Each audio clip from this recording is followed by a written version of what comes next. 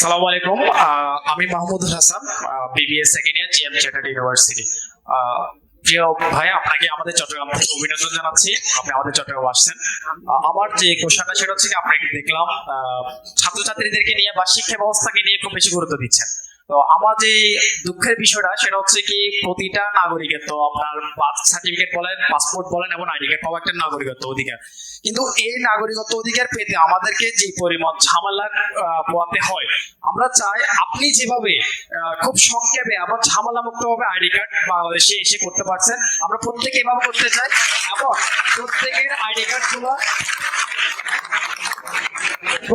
প্রত্যেকের ID card, passport এবং birth certificate আমরা স্কুল লাইফে প্রত্যেকে করে ফেলতে পারে, সেই সুবিধাটা চাই। আর বিশেষ করে আইডি কার্ডের সব ভুল এবং হচ্ছে ছবি, আপনি যদি আইডি কার্ডের ছবির দিকে তাকান, আমরা যদি কোনো ইউরোপীয় অ্যাম্বাসিতে যাই তখন আমাদের দিকে একবার তাকায়, আমার পাসপোর্ট এবং এনআইডি কার্ড দিকে 10 বার তাকায়। চিন্তা করে বাংলাদেশে দুর্ভিক্ষ চলতেছে কিনা, ওরা ওরা চিন্তা করতেছে বাংলাদেশে কোনো দুর্ভিক্ষ লাগছে কিনা, যে তাদের ছবির অবস্থা কেন, তাদের বাস্তবিক চেহারার সাথে এমন অবস্থা কেন। তাদের দক্ষ ব্যবস্থাপনার জন্য আমাদেরকে যে ঝামেলাগুলো পোয়াতে হচ্ছে, সেই আপডেট যুগে যেখানে চায়না এবং জাপান 2050 সালের কথা চিন্তা করতেছে, আর সেখানে আমরা বাংলাদেশের মানুষ আমাদের সার্টিফিকেট, পাসপোর্ট এবং আইডি কার্ড সংশোধন করতে করতে আমাদের জীবন চলে যাচ্ছে। তো এইখানে আপডেটটা কি করবেন, আমাদেরকে একটু এই বিষয়ে একটু আপডেট করবেন। আর বাংলাদেশে যে সমস্যাটা আমরা মেইন ফেস করি সেটা হচ্ছে কি, ভেজাল মুক্ত খাবার। আর আপনি দয়া করে আপনার ক্ষমতা আসলে এই খাবারকে ভেজাল মুক্ত করার জন্য কি করবেন, যে ফরমালিন মুক্ত করেন। আচ্ছা, হঠাৎ আইডি কার্ড থেকে একদম ভেজাল, একদম ভেরি কন্ট্রাস্ট কোয়েশ্চেন। এনিওয়ে, আপনি যেটা প্রথমে যেটা বললেন, হ্যাঁ, আনফরচুনেটলি বা ফরচুনেটলি আলহামদুলিল্লাহ আমার পক্ষে খুব ইজি হয়েছে কাজটা করতে। আমি অস্বীকার করছি না, তো আমি স্বীকারই করছি আপনাদের সামনে।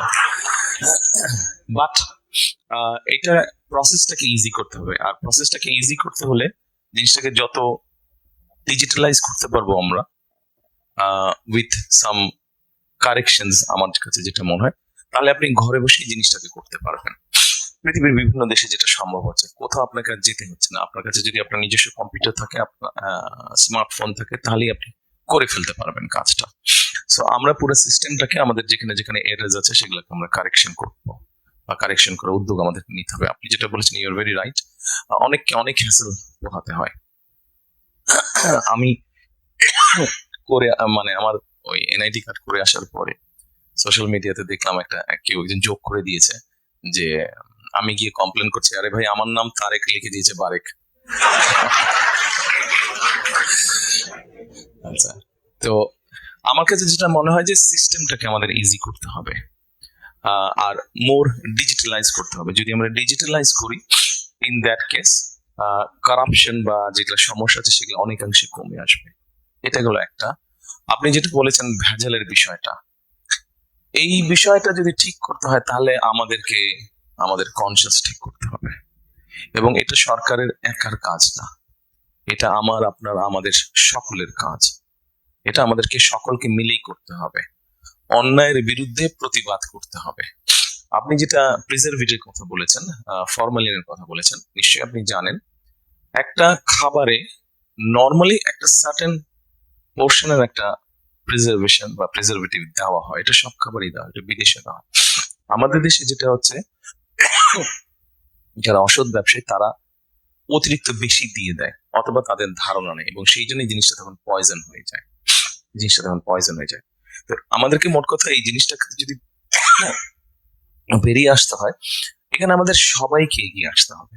একটা বিষয় আমি আপনাদেরকে বলি, সেটা হচ্ছে একটা দেশ কিন্তু শুধু একটা সরকার গড়ে তুলতে পারে না। একটা দেশকে সকলে মিলে গড়ে তুলতে হয়।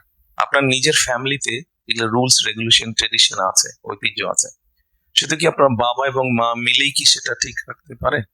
না। আপনাদের প্রত্যেকের, আপনার যত ভাই বোন আছেন, আত্মীয় স্বজন আছেন, আপনাদের প্রত্যেকের পার্টিসিপেশনই কিন্তু আপনার ফ্যামিলির ট্রেডিশন বা ঐতিহ্য বা যা রুলস রেগুলেশন আছে সেগুলো আপনারা ঠিক রাখেন। কাজে আমাদের সকলকে মিলে করতে হবে। আমাদের বিভিন্ন বিষয়ে ডিফারেন্স অফ ওপিনিয়ন থাকতে পারে, আমরা আলোচনা করব, কিন্তু ভেজাল, এটাতে তো কোনো ডিফারেন্স অপিনিয়ন নাই। আমরা সবাই নির্ভেজাল খাদ্য খেতে চাই, এরপরে তো কারো কোনো মতামত, এখানে রাজনৈতিক কোনো ডিবেট নেই, এটা একটা নর্মাল ব্যাপার, প্রত্যেক মানুষের চাহিদা। কাজে এরকম যেগুলো বিষয় আছে এখানে সকলকে এগিয়ে আসতে হবে। সরকার উদ্যোগ নিবে, সরকার বিভিন্ন সময় বিভিন্ন ব্যক্তিকে দায়িত্ব দেয় যারা এরকম র্যান্ডমলি চেক করে।